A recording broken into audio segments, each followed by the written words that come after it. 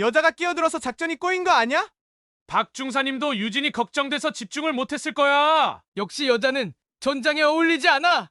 그런 말들이 유진에게는 총알보다 아팠습니다. 자신 때문에 동료가 죽었다는 자책감과 성별 때문에 받는 차별이 겹쳐져 더욱 고통스러웠죠. 시청하시기 전에 구독과 좋아요 부탁드립니다. 경상도 외곽 산자락에 자리 잡은 53사단 부대 안은 오늘따라 어수선했습니다. 겨울바람이 차갑게 스며드는 간부 식당에서는 부사관들이 둘러앉아 뜨거운 국물을 후루룩 마시며 수군거리고 있었죠. 야, 들었나? 새로 오는 사단장 말이야. 상사 하나가 숟가락을 내려놓으며 주위를 둘러봤습니다. 뭔데 그렇게 소곤소곤하냐? 아니, 그는 목소리를 낮췄습니다. 여자래. 순간 식당이 조용해졌습니다. 김치찌개 끓는 소리만이 웅웅거릴 뿐이었죠. 누군가가 헛기침을 했습니다. 여자가 사단장이라고? 이게 뭔 소리야? 아니, 요즘 군대가 어떻게 돌아가는 건지 모르겠네. 진짜로. 그래도 말이 되나, 그게? 중사 하나가 고개를 절레절레 흔들었습니다. 20년 넘게 군 생활을 해온 그에게는 믿기지 않는 일이었거든요. 여군 사단장이라니, 그것도 특전사 출신이라니 말입니다. 특전사 출신이라던데, 그래도 특전사든 뭐든 여자는 여자지. 식당 한쪽 구석에서는 민간 군무원인 강철수가 혼자 밥을 먹고 있었습니다. 쉰이 넘은 그의 얼굴에는 세월의 흔적이 깊게 패여 있었죠. 목 뒤쪽으로 살짝 보이는 문신이 그의 과거를 짐작케 했습니다. 조폭 출신에서 민간 군무원이 된 특수한 이력의 소유자였거든요. 강철수는 부사관들의 대화를 듣고 있다가 킥킥 웃음을 터뜨렸습니다. 여자가 뭘 안다고 사단장을 해? 총이 장난감인 줄 아나? 그의 목소리에는 비아냥거림이 가득했습니다. 거친 세상을 살아온 그에게 여성의 리더십이란 건 그저 웃음거리일 뿐이었거든요. 강 선생님도 그렇게 생각하시죠? 부사관 하나가 강철수에게 동의를 구했습니다. 당연하지. 여자는 집이나 지켜야지. 전쟁터가 어디라고. 강철수는 젓가락으로 김치를 집어 올리며 계속했습니다. 내가 뭘 봐왔는데. 진짜 무서운 건 총칼이 아니라 주먹이야. 여자가 그걸 어떻게 감당하겠어? 식당 분위기는 점점 무거워졌습니다. 새로 부임할 여군 사단장에 대한 우려와 불신이 공기 중에 떠돌았거든요. 그들에게는 여성이 군대를 이끈다는 것 자체가 받아들이기 어려운 현실이었습니다. 이때 참모장인 이대령이 식당으로 들어왔습니다. 48살의 그는 군기가 바짝 선 모습으로 유명했죠. 그가 나타나자 부사관들이 일제히 자리에서 일어났습니다. 앉아들 있어요. 밥 먹는 중이잖아요. 이대령은 손짓하며 그들을 다시 앉혔지만 표정은 그리 밝지 않았습니다. 그 역시 새로운 사단장에 대해 복잡한 심경이었거든요. 대령님도 들으셨죠? 새로 오시는 분 말입니다. 상사 하나가 조심스럽게 물었습니다. 이대령은 잠시 침묵했습니다. 그리고 천천히 입을 열었죠. 명령은 명령입니다. 우리는 군인이니까요. 하지만 그의 목소리에서도 미묘한 불편함이 묻어났습니다. 20년 넘게 남성 중심의 군 조직에서 살아온 그에게도 여군 사단장은 낯선 존재였거든요. 그래도 말이죠, 대령님. 강철수가 끼어들었습니다. 아무리 명령이라고 해도 현실을 무시할 수는 없잖습니까? 이대령은 강철수를 바라봤습니다. 민간인 신분이면서도 특수임무를 맡고 있는 그였지만 때로는 선을 넘는 발언을 하곤 했거든요. 강 선생님 조심해서 말씀하세요. 아, 죄송합니다. 그냥 개인적인 생각이었습니다. 강철수는 겉으로는 사과했지만 속으로는 여전히 비웃고 있었습니다. 그에게는 힘이 곧 정이었고 여성은 그 힘에서 밀린다고 생각했거든요. 식당 밖으로는 차가운 겨울바람이 휘몰아쳤습니다. 53사단의 깃발이 바람에 펄럭이고 있었죠. 곧 이곳에 새로운 변화의 바람이 불어올 것을 아무도 예상하지 못했습니다. 일주일 후 53사단 간부 식당에는 평소보다 긴장된 분위기가 흘렀습니다. 새로 부임한 한유진 사단장의 첫 인사차 식사 자리였거든요. 부사관들과 참모들이 줄지어 앉아 있는 모습은 마치 시험을 앞둔 학생들 같았습니다. 오후 6시 정각 식당 문이 열리며 한유진이 들어왔습니다. 45살의 그녀는 군복을 말끔히 차려입고 있었죠. 어깨에 달린 별 2개가 조명에 반짝였습니다. 키는 그리 크지 않았지만 걸음걸이에서 풍기는 기품은 누구도 무시할 수 없는 것이었습니다. 안녕하십니까? 유진의 인사는 간결했습니다. 목소리에는 떨림이 전혀 없었죠. 하지만 식당 안의 분위기는 여전히 어색했습니다. 남자들만 가득한 공간에 혼자 선 여성, 그것도 그들의 상관인 여성의 존재는 모든 이에게 낯설었거든요. 자, 앉으시죠. 이대령이 유진을 상석으로 안내했습니다. 유진은 고개를 끄덕이며 자리에 앉았죠. 그 순간 모든 시선이 그녀에게 집중되었습니다. 누군가의 시선은 호기심이었고 누군가의 시선은 의구심이었습니다. 모두들 편하게 하십시오. 오늘은 서로 알아가는 자리니까요. 유진이 먼저 말을 꺼냈습니다. 하지만 대답하는 이는 많지 않았죠. 간간히 네, 사단장님 하는 대답만이 들릴 뿐이었습니다. 식사가 시작되었습니다. 평소라면 시끌벅적했을 식당이 오늘은 젓가락 소리만 들렸죠. 유진은 침착하게 식사를 하며 간간히 부하들과 대화를 나누려 했습니다. 김 상사님은 어느 지역 출신이십니까? 부산입니다, 사단장님. 좋은 곳이죠. 저도 몇 번 가본 적이 있습니다. 하지만 대화는 길게 이어지지 않았습니다. 어색함이 공기를 무겁게 만들었거든요. 그때 누군가가 소주병을 열었습니다. 사단장님, 한잔하시죠. 이대령이 유진에게 술을 권했습니다. 유진은 잠시 망설이다가 고개를 끄덕였죠. 고맙습니다.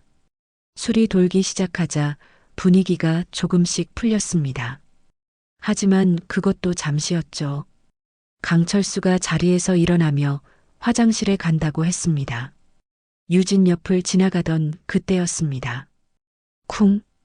강철수의 무릎이 유진의 의자를 툭 쳤습니다. 유진이 살짝 몸을 기울였죠. 강철수는 멈춰서서 유진을 내려다봤습니다. 아, 죄송합니다. 실수했네요. 그의 목소리에는 진심 어린 사과가 들리지 않았습니다. 오히려 비웃음이 섞여 있었죠. 여자분이 앉아있을 자리는 아닌 것 같아서 깜빡했습니다. 순간 식당이 조용해졌습니다. 모든 이의 시선이 유진과 강철수 사이를 오갔죠. 참모들 중 몇몇은 피식 웃음을 터뜨렸습니다. 어떤 이는 고개를 돌려 웃음을 참으려 했고 어떤 이는 대놓고 킥킥거렸습니다. 유진은 표정 하나 바꾸지 않았습니다. 손에 들고 있던 젓가락을 천천히 그릇 위에 올려놓았죠. 그리고 강철수를 똑바로 쳐다봤습니다. 강 선생님, 유진의 목소리는 차갑게 가라앉았습니다. 지금 이 자리에 여자 사단장이 앉아 있는 게 불편하신 모양이군요. 강철수는 어깨를 으쓱했습니다. 불편하다기보다는 좀 어색하죠. 솔직히 말해서 웃음소리가 여기저기서 터져나왔습니다. 누군가는 테이블을 손바닥으로 치며 웃었고 누군가는 고개를 흔들며 피식거렸죠. 분위기는 점점 유진에게 불리해져 갔습니다. 이때 유진이 자리에서 일어났습니다. 키 작은 그녀였지만 일어선 모습에서는 범접할 수 없는 기운이 흘렀죠. 불편한 분들은 군복을 반납하셔도 좋습니다. 유진의 목소리가 식당 전체에 울려 퍼졌습니다. 웃음소리가 뚝 멈췄죠. 여기는 대한민국 국군입니다. 개인의 감정으로 상관을 판단하는 곳이 아닙니다. 강철수의 표정이 굳어졌습니다. 다른 참모들도 마찬가지였죠. 갑작스런 유진의 단호함에 당황한 것이었습니다. 명령 체계를 무시하고 싶으시면 언제든 제 앞으로 사표를 내십시오. 기꺼이 받아들이겠습니다. 침묵이 흘렀습니다. 누구도 감히 말을 꺼내지 못했죠. 유진은 천천히 자리를 둘러봤습니다. 저는 한유진입니다. 여자이기 이전에 대한민국 육군 소장이고 여러분의 사단장입니다. 그녀의 시선이 강철수에게 머물렀습니다. 실수라고 하셨죠? 다음부터는 실수 없이 행동하시기 바랍니다. 강철수는 입을 다물었습니다. 순간적으로 유진의 눈빛에서 특전사 출신다운 날카로움을 느꼈거든요. 그것은 그가 조폭 시절에도 느껴보지 못한 종류의 압박감이었습니다. 유진은 다시 자리에 앉았습니다. 그리고 젓가락을 들어 다시 식사를 시작했죠. 마치 아무 일도 없었던 것처럼 말입니다. 식당 안은 여전히 조용했습니다. 하지만 이제 그 침묵의 의미가 달라졌죠. 처음에는 어색함과 무시가 섞인 침묵이었다면 지금은 긴장과 당황이 뒤섞인 침묵이었습니다. 강철수는 화장실에 가지도 못하고 자리에 앉았습니다. 그리고 속으로 중얼거렸죠. 이 여자 만만치 않네. 하지만 그의 마음속에는 여전히 불복종의 씨앗이 남아 있었습니다. 한 번의 말로 그의 오랜 편견이 바뀔 리는 없었거든요. 식사는 그렇게 어색하게 마무리되었습니다. 유진이 자리에서 일어나자 모든 이가 따라 일어났죠. 오늘 고생하셨습니다. 내일부터 본격적으로 시작하겠습니다.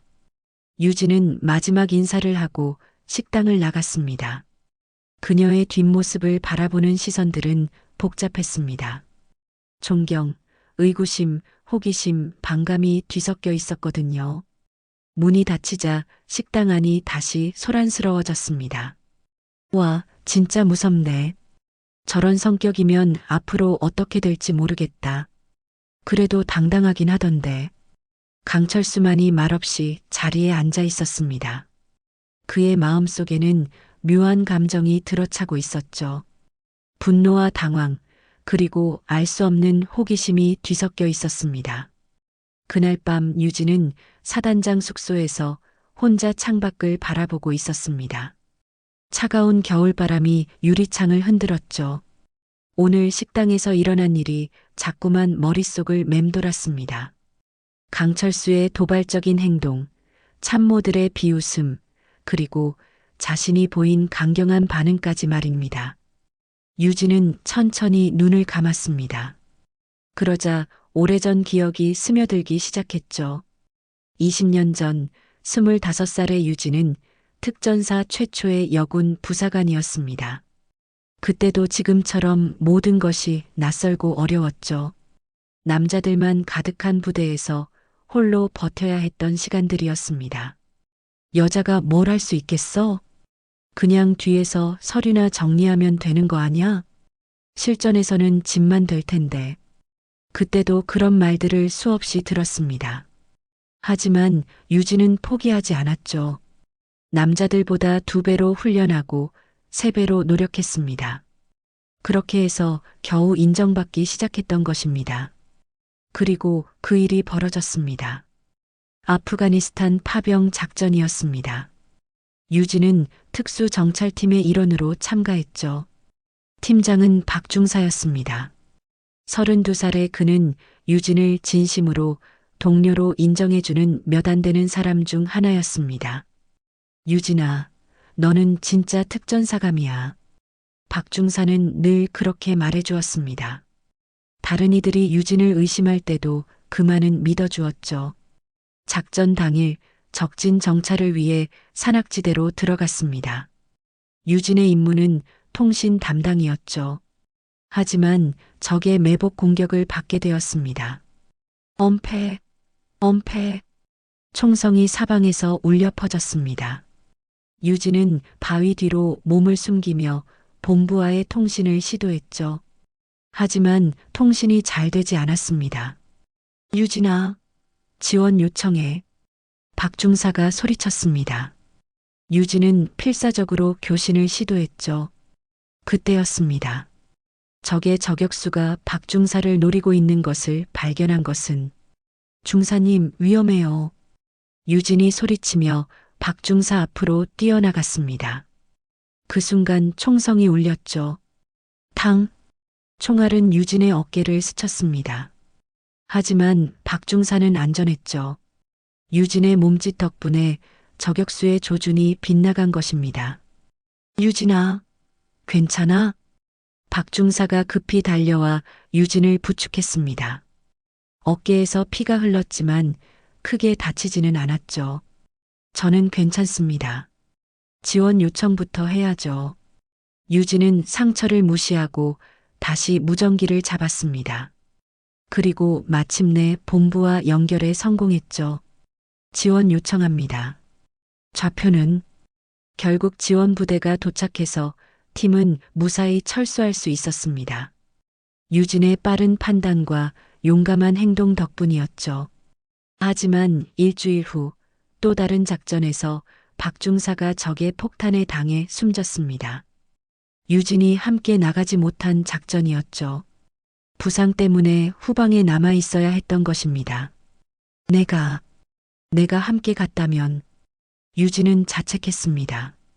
자신이 있었다면 박중사를 구할 수 있었을지도 모른다고 생각했죠.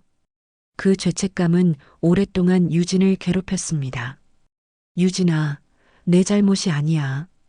동료들이 위로했지만 소용없었습니다. 유진은 스스로를 용서할 수 없었거든요. 더 큰 상처는 그 이후에 받았습니다. 일부 동료들이 수군거리기 시작한 것이죠. 여자가 끼어들어서 작전이 꼬인 거 아냐? 박중사님도 유진이 걱정돼서 집중을 못했을 거야. 역시 여자는 전장에 어울리지 않아. 그런 말들이 유진에게는 총알보다 아팠습니다. 자신 때문에 동료가 죽었다는 자책감과 성별 때문에 받는 차별이 겹쳐져 더욱 고통스러웠죠. 유진은 그때 결심했습니다. 더 이상 도망치지 않겠어. 내가 여자라는 이유로 누군가를 실망시키지 않겠어. 그 후로 유진은 더욱 치열하게 살았습니다. 남들이 한 번 할 때 10번을 했고 남들이 포기할 때 끝까지 버텼죠. 그렇게 해서 소위, 중위, 대위를 거쳐 지금의 소장까지 올라온 것입니다. 하지만 여전히 그 기억은 아팠습니다. 박중사의 마지막 모습이, 그리고 자신을 향한 차가운 시선들이 잊혀지지 않았거든요. 유진은 다시 눈을 떴습니다. 창밖에는 여전히 바람이 불고 있었죠. 중사님, 이제는 제가 지킬 차례예요. 유진은 가슴 안쪽 주머니에서 작은 이름표를 꺼냈습니다. 박중사의 이름이 새겨진 군번줄이었죠. 그녀는 항상 이것을 몸에 지니고 다녔습니다. 나도 두려웠어요. 내가 지휘하면 누가 다칠까봐. 하지만 더 이상 피하지 않기로 했어요. 유진의 목소리에는 결연함이 배어 있었습니다. 오늘 식당에서 보인 강단도 이런 마음에서 나온 것이었죠. 그녀는 알고 있었습니다. 앞으로도 수많은 도전과 시선들이 기다리고 있다는 것을. 하지만 이번에는 다를 것이라고 믿었습니다. 이제는 도망치지 않을 테니까요. 유진은 이름표를 다시 주머니에 넣고 침대로 향했습니다. 내일은 또 다른 하루가 시작될 것이었죠. 진짜 리더십이 무엇인지 보여줄 시간이 기다리고 있었습니다. 다음 날 오전 53사단 작전 회의실에는 긴장감이 흘렀습니다. 유진의 첫 번째 공식 작전 회의였거든요. 참모들이 하나둘 자리에 앉으며 서로 눈짓을 주고받았습니다. 어제 식당에서의 일 때문에 모두들 조심스러워하고 있었죠. 강철수도 뒤쪽 자리에 앉아 있었습니다. 민간 군무원인 그는 보통 이런 회의에 참석하지 않았지만 특수 임무 관련해서 불려온 것이었죠. 그의 표정은 여전히 못마땅해 보였습니다. 회의를 시작하겠습니다. 이대령이 일어서며 회의 시작을 알렸습니다. 곧이어 유진이 들어왔죠. 어제와는 다른 모습이었습니다. 전투복 차림에 머리는 단정하게 묶었고 손에는 두툼한 파일을 들고 있었습니다. 앉아 계세요. 유진이 말하자 참모들이 자리에 앉았습니다. 유진은 정면 스크린 앞에 섰죠. 오늘은 다음 달 예정된 연합훈련에 대해 논의하겠습니다. 스크린에 지도가 떠올랐습니다. 복잡한 지형과 함께 여러 표시들이 있었죠. 참모들이 자료를 뒤적이기 시작했습니다. 현재 계획안을 보면 몇 가지 문제점이 있습니다. 유진의 목소리는 어제와 달리 차분했습니다. 하지만 그 안에는 확신이 배어 있었죠. 첫째, 진입로 선택이 적절하지 않습니다. 이 구간은 우기철의 침수 위험이 높습니다. 유진이 레이저 포인터로 지도의 한 부분을 가리켰습니다. 참모들이 고개를 들어 화면을 봤죠. 하지만 사단장님, 이 루트는 이미 상부에서 승인받은. 한 참모가 말을 꺼내다가 멈췄습니다. 유진의 시선이 그에게 향했거든요. 계속 말씀하세요, 김중령. 아, 네. 이미 승인받은 사항이라서요. 김중령은 머뭇거렸습니다. 유진은 고개를 끄덕였죠. 승인은 승인이고 현실은 현실입니다. 실제 지형을 분석해보면 이렇습니다. 유진이 또 다른 자료를 보여주었습니다. 상세한 지형 분석과 기상 데이터가 가득했죠. 참모들의 표정이 조금씩 달라지기 시작했습니다.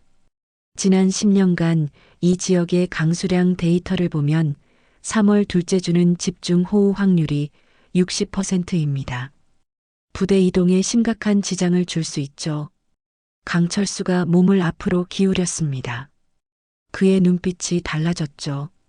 이런 세밀한 분석은 실전 경험이 없으면 불가능한 것이었습니다. 대안으로 제시하는 루트는 이것입니다. 유진이 새로운 경로를 보여주었습니다.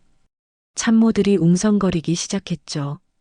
이 경로는 거리상 10km 더 돕니다만 안전성과 효율성을 고려하면 훨씬 우수합니다. 하지만 사단장님, 이대령이 조심스럽게 입을 열었습니다. 시간이 더 걸리면 전체 작전 일정에 차질이. 그래서 이렇게 수정안을 만들었습니다. 유진이 다음 장을 넘겼습니다. 새로운 시간표와 함께 세부 계획이 나타났죠. 야간 이동을 부분적으로 활용하고 보급로를 효율화하면 오히려 기존 계획보다 이틀 단축할 수 있습니다. 회의실이 조용해졌습니다. 참모들이 자료를 꼼꼼히 살펴보기 시작했거든요. 유진의 계획은 빈틈이 없어 보였습니다. 강철수는 속으로 중얼거렸습니다. 이런 걸 어떻게 해? 그는 자신의 조폭 시절을 생각했습니다. 그때도 치밀한 계획이 중요했지만 이 정도의 전문성은 아니었죠. 유진의 분석력은 그가 상상했던 것을 훨씬 뛰어넘었습니다. 또한적 상황 분석도 기존 계획과 다릅니다. 유진이 계속해서 설명했습니다. 현재 상정된 적 배치는 너무 단순합니다. 실제로는 이런 변수들을 고려해야 하죠. 스크린에 복잡한 도표가 나타났습니다. 적의 이동 패턴, 보급로, 예상 대응 전술까지 모든 것이 들어 있었죠. 김중령이 고개를 들었습니다. 사단장님, 이 자료들은 어디서? 직접 분석했습니다. 특전사 시절의 경험과 최근 정보들을 종합해서요. 유진의 대답은 간단했습니다. 하지만 그 안에는 수많은 밤샘과 노력이 숨어 있었죠. 참모들의 시선이 달라지기 시작했습니다. 어제까지만 해도 의구심으로 가득했던 눈빛들이 조금씩 진지해졌거든요. 이 계획대로 하면 훈련 효과도 극대화됩니다. 유진이 마지막 페이지를 넘겼습니다. 각 부대별 역할 분담과 협조 체계도 기존보다 효율적으로 구성했습니다. 강철수는 팔짱을 끼고 유진을 바라봤습니다. 어제까지만 해도 그냥 여자 사단장으로만 보였던 그녀가 이제는 다르게 느껴졌죠. 이런 전략적 사고는 실전을 모르면 나올 수 없는 것이었습니다. 질문 있으시면 해주세요. 유진이 참모들을 둘러봤습니다. 한동안 침묵이 흘렀죠. 사단장님, 이대령이 손을 들었습니다. 이 계획, 정말 실현 가능한 겁니까? 물론입니다. 제가 직접 현지 답사까지 마쳤습니다. 유진의 대답에 참모들이 놀랐습니다. 부임한 지 겨우 일주일인데 벌써 현지 답사까지 했다는 것이었거든요. 강철수가 속으로 생각했습니다. 이건 실전 감각이 없으면 못하는 판단인데 그의 마음속에서 뭔가가 흔들리기 시작했습니다. 어제까지의 편견이 조금씩 균열을 보이고 있었죠. 그럼 이 안건은 수정해서 상부에 재보고하겠습니다. 이대령이 결론을 내렸습니다. 다른 참모들도 고개를 끄덕였죠. 회의가 끝나고 사람들이 하나둘 나가기 시작했습니다. 강철수도 자리에서 일어났지만 문 앞에서 한번 뒤돌아봤습니다. 유진은 여전히 자료를 정리하고 있었습니다. 그 모습에서 진정한 군인의 모습이 보였죠. 강철수는 복도를 걸으며 혼잣말을 했습니다. 참, 예상과 다르네. 그의 목소리에는 이전과 다른 뉘앙스가 섞여 있었습니다. 완전히 바뀐 것은 아니었지만 적어도 의구심이 생기기 시작한 것이었죠. 일주일 후 53사단에는 비상이 걸렸습니다. 유진이 지시한 특별훈련 중에 사고가 발생한 것이었죠. 이등병 하나가 장애물 통과 훈련 도중 추락해서 다리를 크게 다쳤습니다. 구급차 사이렌 소리가 부대 안에 울려 퍼졌죠. 어떻게 된 겁니까? 유진이 훈련장으로 급히 달려왔습니다. 얼굴에는 긴장감이 역력했죠. 부상당한 병사 주변에는 이미 의무병들이 응급처치를 하고 있었습니다. 사단장님, 장애물에서 발을 헛디뎠습니다. 훈련 담당 중사가 보고했습니다. 하지만 그의 표정이 어딘가 어색했죠. 왜 안전요원이 없었습니까? 유진의 목소리가 차갑게 가라앉았습니다. 그게 훈련 일정표에 안전요원 배치가 빠져 있었습니다. 중사의 대답에 유진이 눈살을 찌푸렸습니다. 분명히 자신이 지시한 계획서에는 안전요원 배치가 포함되어 있었거든요. 훈련 계획서를 가져오세요. 네, 사단장님. 곧 가져온 계획서를 보니 정말로 안전요원 관련 내용이 없었습니다. 유진이 작성한 원본과는 다른 것이었죠. 누가 이 계획서를 수정했습니까? 유진의 질문에 중사는 대답하지 못했습니다. 어색하게 시선을 돌릴 뿐이었죠. 이때 이대령이 나타났습니다. 사단장님, 상황이 어떻습니까? 참모장님, 이 계획서를 보세요. 제가 지시한 내용과 다릅니다. 이대령이 계획서를 받아들고 훑어봤습니다. 그의 표정도 굳어졌죠. 이상하네요. 분명히 사단장님 계획서대로 전달받았는데 전달 과정에서 누락된 것 같습니다. 이대령의 말에 유진은 고개를 끄덕였지만 속으로는 의구심이 들었습니다. 단순한 실수치고는 너무 교묘했거든요.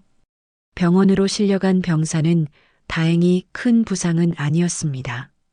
하지만 문제는 그 다음이었죠. 다음 날 아침 지역신문에 기사가 실렸습니다. 53사단 훈련 중 사고 발생. 여군 사단장 지휘하에 첫 사고. 기사는 사실보다 과장되어 있었습니다. 마치 유진의 무능함 때문에 사고가 발생한 것처럼 쓰여 있었죠. 안전관리 부실로 병사 부상. 여성 지휘관의 한계 드러나. 인터넷에도 악성 댓글들이 달리기 시작했습니다. 역시 여자가 군대를 어떻게 지휘하겠어? 이래서 여군은 안 된다니까. 남자 사단장이었으면 이런 일 없었을 텐데. 유진은 사단장실에서 신문을 보며 주먹을 꽉 쥐었습니다. 분노보다는 자책감이 더 컸죠. 자신의 실수 때문에 병사가 다쳤다고 생각했거든요.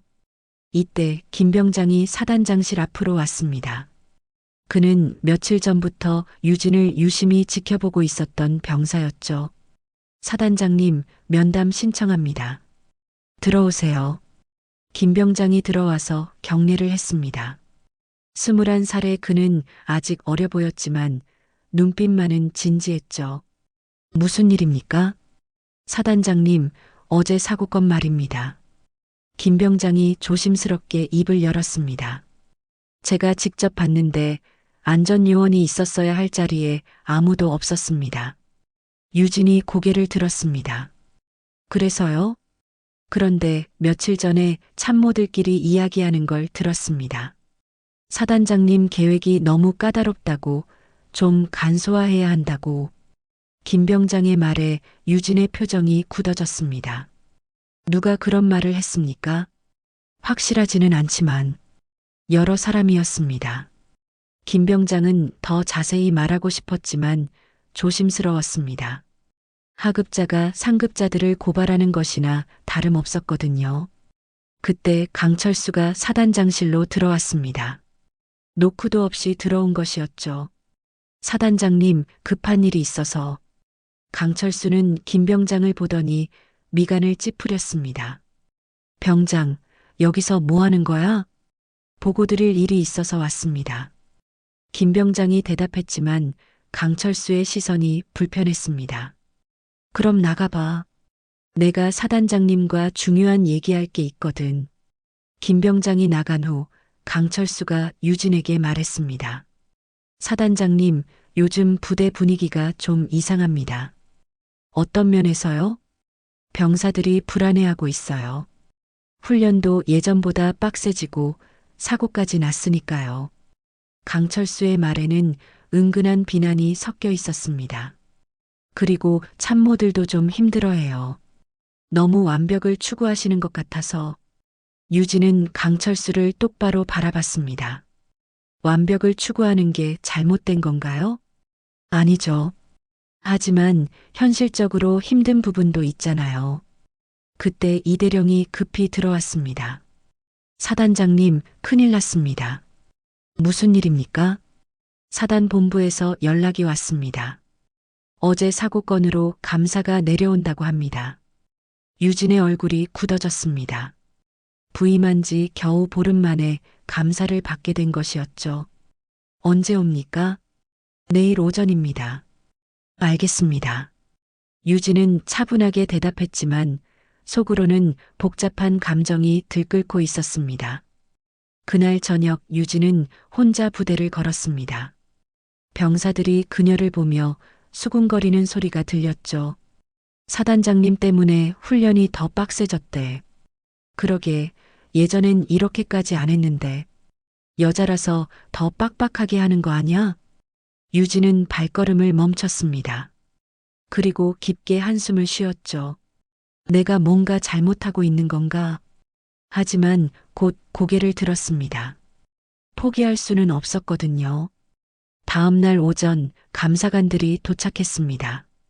유진은 당당하게 그들을 맞이했죠. 이번 사고에 대해 모든 책임은 제가 지겠습니다. 유진의 첫마디였습니다. 사단장으로서 부하들의 안전을 지키지 못한 것은 변명의 여지가 없습니다. 군대는 핑계로 움직이지 않습니다. 감사관들은 유진의 당당한 태도에 놀랐습니다. 보통은 변명부터 늘어놓기 마련인데 그녀는 달랐거든요. 그 모습을 지켜본 김 병장은 속으로 중얼거렸습니다. 저런 분을 처음 본다. 진정한 리더의 모습을 본 것이었죠. 감사가 시작된 지 이틀째, 유진은 자신의 사무실에서 관련 서류들을 정리하고 있었습니다.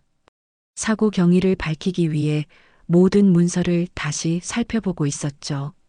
그러던 중 이상한 점을 발견했습니다. 훈련 계획서의 수정 기록이 묘하게 조작되어 있었던 것입니다. 컴퓨터 파일의 생성 시간과 최종 수정 시간이 맞지 않았죠. 누군가가 의도적으로 안전요원 배치 부분을 삭제한 흔적이 보였습니다. 이상하네. 유진이 혼잣말을 중얼거릴 때 김병장이 조심스럽게 문을 두드렸습니다. 사단장님, 잠시 시간 되십니까? 들어오세요. 김병장이 들어와서는 주위를 둘러본 후 목소리를 낮췄습니다. 사단장님, 제가 알아낸 게 있습니다. 무엇을요? 어젯밤에 우연히 봤는데 강철수 씨가 참모 몇 분과 늦게까지 이야기하고 있었습니다. 김병장의 말에 유진이 몸을 앞으로 기울였습니다. 무슨 이야기였나요? 정확히 듣지는 못했지만 사단장님 얘기를 하면서 이번 기회에라는 말을 했습니다. 유진의 눈빛이 날카로워졌습니다. 뭔가 석연치 않은 냄새가 났거든요. 그리고 또 뭐가 있나요? 강철수 씨가 가끔 외부 사람들과 전화하는 걸 봤습니다. 민간인 신분이니까 당연할 수도 있지만 통화 내용이 좀 이상했어요. 김병장은 망설이다가 계속 말했습니다. 여자 사단장 이런 말을 하면서 웃고 있었거든요. 유진은 침묵했습니다. 점점 의욕이 커지고 있었죠.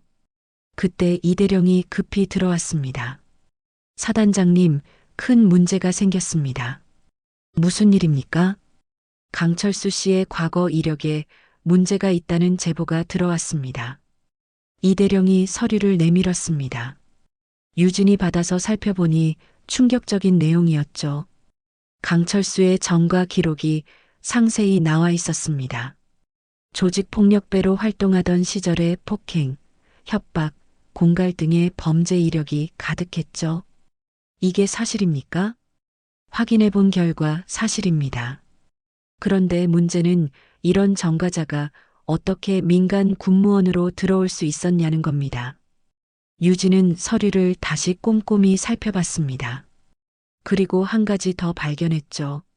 참모장님, 이걸 보세요. 유진이 가리킨 부분에는 강철수의 추천인 명단이 있었습니다. 그 중에는 현재 53사단의 참모 몇 명의 이름도 포함되어 있었죠. 이분들이 강철수 씨를 추천했다는 뜻입니까? 그런 것 같습니다. 하지만 전과 기록을 숨기고 추천했다면 이대령의 말이 끝나기 전에 유진이 일어났습니다. 강철수 씨를 불러오세요. 그리고 관련된 참모들도 함께요. 네, 사단장님. 1시간 후 사단장실에는 강철수와 몇 명의 참모들이 모였습니다. 분위기가 무거웠죠. 강 선생님. 유진이 강철수를 바라보며 입을 열었습니다. 입대 지원서에 전과 기록을 허위로 기재하셨네요. 강철수의 얼굴이 순간 굳어졌습니다. 그게 무슨 말씀이십니까? 이 서류를 보세요. 유진이 전과 기록을 내밀었습니다. 강철수는 서류를 보더니 한동안 말이 없었죠. 사실입니다. 결국 강철수가 인정했습니다. 하지만 그건 다 옛날 일이고 지금은 진심으로 나라를 위해 일하고 있습니다. 진심으로요? 유진의 목소리가 차갑게 가라앉았습니다. 그럼 어제 훈련 계획서를 누가 수정했는지도 진심으로 말씀해 주시죠. 강철수가 당황했습니다. 예상치 못한 질문이었거든요. 제가 뭘 어떻게 해? 컴퓨터 기록을 다 확인했습니다. 안전요원 배치 부분을 삭제한 건 강 선생님이죠. 참모들이 웅성거리기 시작했습니다. 강철수는 식은땀을 흘리며 변명을 늘어놓았죠. 그건 실수였습니다. 진짜로. 실수라면 왜 보고하지 않았습니까? 유진의 추궁에 강철수는 할 말을 잃었습니다. 그리고 왜 언론의 사고 소식이 그렇게 빨리 퍼졌을까요? 외부 기자와 연락하신 분이 있으신가요? 유진이 참모들을 둘러봤습니다. 몇몇이 시선을 피했죠. 이 모든 게 우연의 일치일까요? 분위기가 얼어붙었습니다. 강철수는 이제 더 이상 변명할 수 없었죠. 사단장님, 강철수가 입을 열려다가 멈췄습니다. 그리고 한참 후에 고개를 숙였죠. 죄송합니다. 뭐가 죄송한 건가요? 제가 사단장님을 인정하고 싶지 않았습니다. 강철수의 고백이 시작되었습니다. 여자가 사단장이라는 게 받아들여지지 않았어요. 그래서 일부러 계획서도 수정하고 기자들한테도 연락했습니다. 사단장님이 실패하기를 바랐어요. 참모들이 경악했습니다. 이런 일이 벌어지고 있었다니 상상도 못했거든요. 유진은 한동안 말이 없었습니다. 그리고 천천히 입을 열었죠. 강 선생님, 당신은 조폭 출신이었지만 저는 전우를 잃은 군인이었습니다. 유진의 목소리는 차분했지만 묵직했습니다. 우리가 같은 부대에 있는 이유는 과거가 아닌 지금을 바꾸기 위해서 아닙니까? 강철수가 고개를 들었습니다.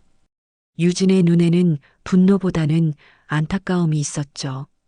전 당신을 군사재판에 넘길 수도 있습니다. 하지만 그보다 중요한 건 이 부대의 미래입니다. 유진이 자리에서 일어났습니다. 마지막으로 묻겠습니다. 진짜 이 부대를 위해 일할 생각이 있습니까? 강철수는 오랫동안 침묵했습니다. 그리고 무릎을 꿇고 말했죠. 사단장님, 정말 죄송합니다. 제가 완전히 잘못 생각했습니다. 그의 목소리에는 진심이 담겨 있었습니다.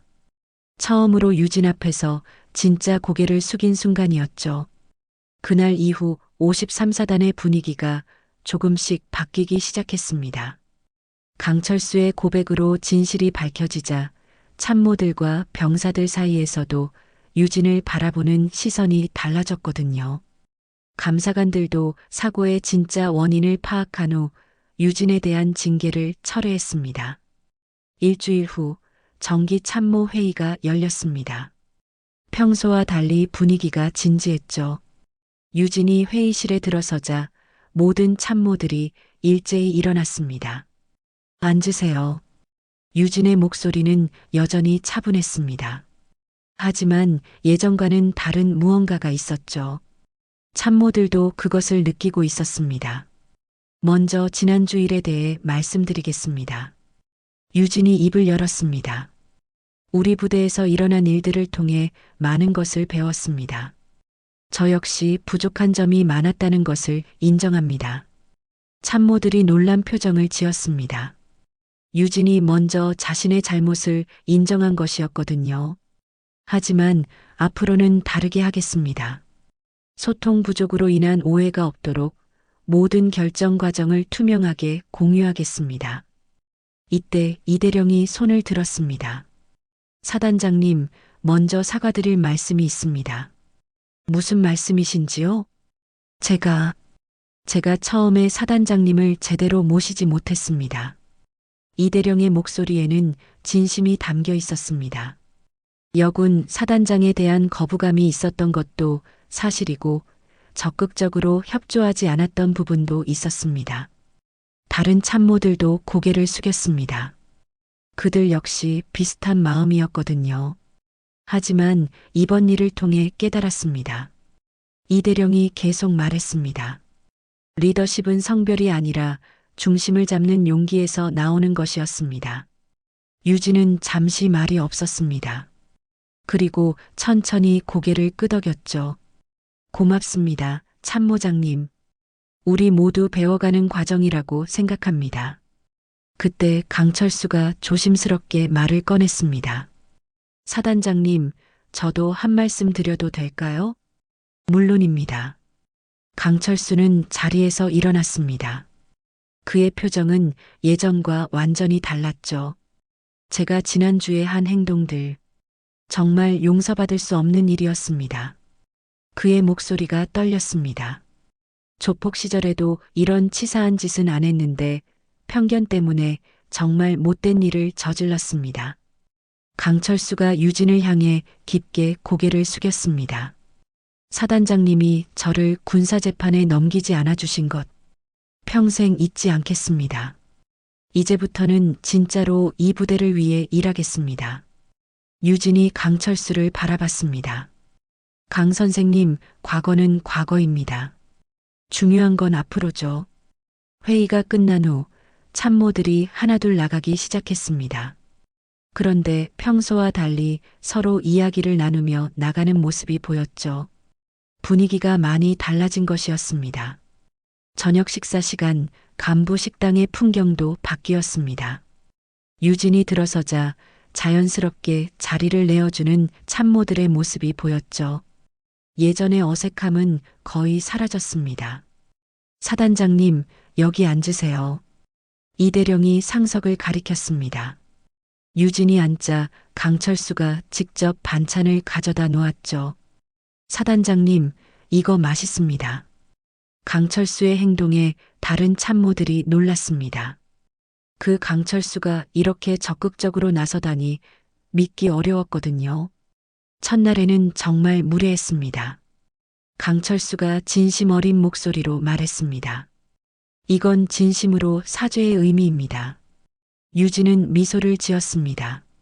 강철수의 변화된 모습이 기특했거든요. 고맙습니다, 강 선생님. 식사가 진행되면서 분위기는 점점 화기애애해졌습니다. 예전과 달리 자연스러운 대화가 오갔죠. 사단장님, 다음 주 훈련 계획은 어떻게 하실 겁니까? 김중령이 질문했습니다. 다들 의견을 들어보고 싶습니다. 함께 만들어 가야죠. 유진의 대답에 참모들이 고개를 끄덕였습니다. 일방적인 지시가 아니라 소통을 중시하는 모습에 감동받았거든요. 한편 부대 내 다른 곳에서도 변화가 일어나고 있었습니다. 김 병장은 동료들과 이야기를 나누고 있었죠. 야, 너도 봤지? 사단장님이 강철수 씨한테 기회를 준 거 말이야. 응, 진짜 대단하더라. 나였으면 바로 쫓아냈을 텐데. 그러니까. 그래서 더 존경스러워. 김 병장의 목소리에는 감탄이 섞여 있었습니다. 처음에는 여자 사단장이라고 해서 좀 걱정했는데 이제 보니까 정말 멋있어. 다른 병사들도 비슷한 생각이었습니다. 유진의 일관된 리더십과 포용력을 직접 목격했거든요. 진짜 리더가 뭔지 알겠어. 김 병장이 중얼거렸습니다. 힘으로 누르는 게 아니라 마음으로 이끄는 거구나. 그날 밤 유진은 사단장실에서 업무를 보고 있었습니다. 그런데 문 밖에서 노크 소리가 들렸죠. 들어오세요. 이대령이 들어왔습니다. 손에는 차 한 잔을 들고 있었죠. 늦은 시간까지 고생이 많으십니다. 고맙습니다, 참모장님. 유진이 차를 받으며 미소를 지었습니다. 사단장님.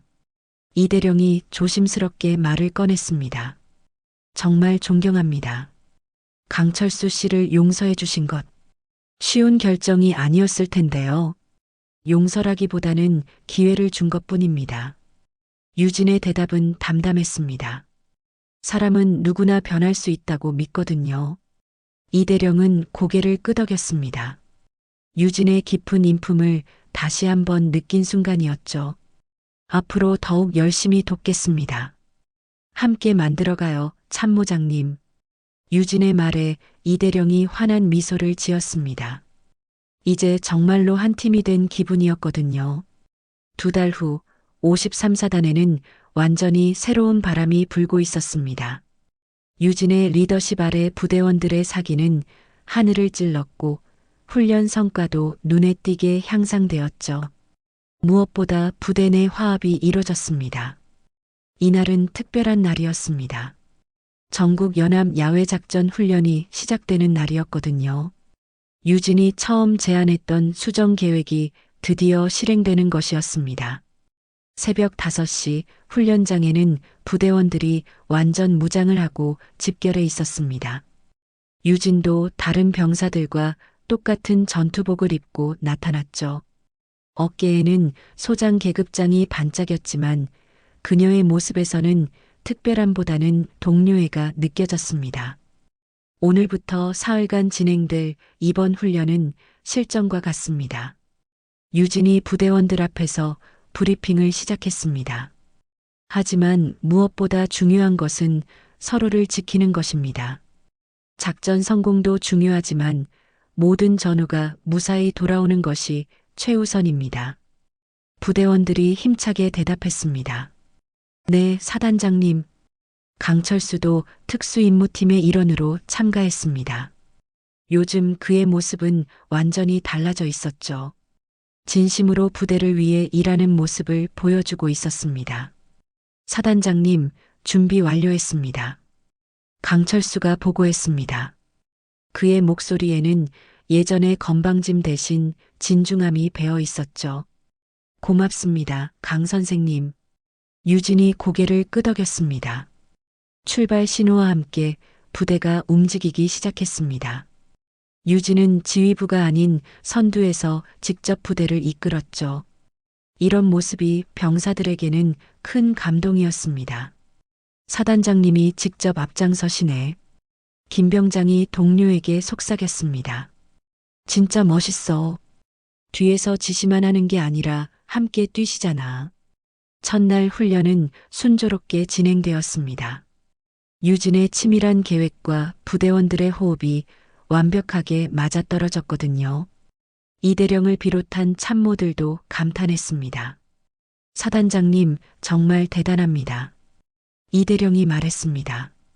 계획서로만 봤을 때와 실제로 해보니까 완전히 다르네요. 둘째 날 오후 예상치 못한 상황이 발생했습니다. 갑작스러운 폭우로 인해 강이 범람한 것이었죠. 원래 계획된 루트로는 진행이 불가능해졌습니다. 사단장님, 어떻게 하시겠습니까? 이대령이 급히 물었습니다. 다른 부대들은 우왕좌왕하고 있었죠. 하지만 유진은 침착했습니다. 예비 계획으로 전환합니다. 루트비를 실행하세요. 루트비요? 네, 처음에 말씀드렸던 우천시 대안 루트입니다. 참모들이 놀랐습니다. 유진이 이런 상황까지 미리 대비해 두었다는 것이 믿기지 않았거든요. 사단장님, 정말 이런 것까지 준비해 두셨군요. 강철수가 감탄했습니다. 실전에서는 예상치 못한 일이 항상 일어납니다. 그래서 대비해야 하는 거죠. 유진의 말에 모든 부대원들이 고개를 끄덕였습니다. 대안 루트로 이동하면서도 53사단은 흔들림 없이 임무를 수행했습니다. 오히려 다른 부대들보다 빨리 목표 지점에 도착할 수 있었죠. 셋째 날 마지막 임무가 시작되었습니다. 가상의 적진을 정찰하고 중요한 정보를 가져오는 것이었죠. 가장 어려운 임무였습니다. 유진은 정찰팀과 함께 직접 최전방으로 나갔습니다. 그 모습을 본 김병장은 가슴이 뭉클했죠. 사단장님, 위험합니다. 뒤에 계셔도 됩니다. 김병장이 걱정스럽게 말했습니다. 병장, 지휘관이 뒤에만 있으면 부하들이 어떻게 느낄까요? 유진의 대답에 김병장은 할 말을 잃었습니다. 함께 가는 거예요. 우리는 팀이니까요. 정찰 임무는 성공적이었습니다. 유진의 정확한 판단과 부대원들의 완벽한 협조 덕분이었죠. 53사단은 전체 훈련에서 최우수 성과를 거두었습니다. 훈련 마지막 날 저녁 야영지에서 작은 축하 모임이 열렸습니다. 모닥불을 피우고 둘러앉은 부대원들의 얼굴에는 만족감이 가득했죠. 유진도 다른 병사들과 함께 둘러앉아 있었습니다. 계급장을 떼어놓고 보면 그냥 동료 같았거든요. 사단장님, 김병장이 조심스럽게 말을 꺼냈습니다. 처음에는 죄송했습니다. 여자 사단장님이라고 해서 좀 걱정했었거든요. 유진이 미소를 지었습니다. 솔직해서 고마워요, 김병장. 하지만 이제는 진심으로 존경합니다. 성별이 중요한 게 아니었어요. 김병장의 말에 다른 부대원들도 고개를 끄덕였습니다. 강철수가 자리에서 일어났습니다. 사단장님, 제가 한 말씀 드려도 될까요? 물론이죠. 강철수는 잠시 하늘을 올려다봤습니다. 그리고 진심 어린 목소리로 말했죠. 저는 평생 힘이 전부라고 생각하고 살았습니다. 주먹이 센 놈이 이기는 거라고 믿었어요. 그가 유진을 바라봤습니다. 하지만 사단장님을 보면서 알았습니다. 진짜 강한 사람은 남자라서도 여자라서도 아니더군요. 모든 부대원들이 조용히 그의 말에 귀 기울였습니다. 진짜 강한 사람은 누군가의 목숨을 대신 짊어질 수 있는 사람이었습니다. 강철수의 목소리가 떨렸습니다. 사단장님, 정말 고맙습니다. 저한테 기회를 주셔서요. 유진은 가슴 안쪽 주머니에서 작은 이름표를 꺼냈습니다. 박중사의 이름표였죠. 모닥불의 불빛에 이름표가 반짝였습니다. 중사님, 유진이 조용히 중얼거렸습니다. 이젠 제가 지킬 차례니까요. 그녀의 눈가에 눈물이 맺혔습니다. 하지만 슬픈 눈물이 아니라 벅찬 감동의 눈물이었죠. 부대원들이 하나둘 자리에서 일어났습니다. 그리고 유진을 향해 차렷 자세를 잡았죠. 경례, 김병장의 구령에 맞춰 모든 부대원들이 일제히 거수 경례를 했습니다. 그 모습이 마치 느린 영화처럼 흘러갔죠. 유진도 일어서서 답례했습니다. 그 순간 그녀는 깨달았습니다. 자신이 진정으로 원했던 것이 바로 이것이었다는 것을 말이죠. 존경이었습니다. 성별 때문이 아니라 진짜 리더로서 받는 존경이었죠. 모닥불이 타오르는 가운데 53사단의 새로운 역사가 쓰여지고 있었습니다. 편견을 넘어선 진정한 리더십의 이야기가 말이죠.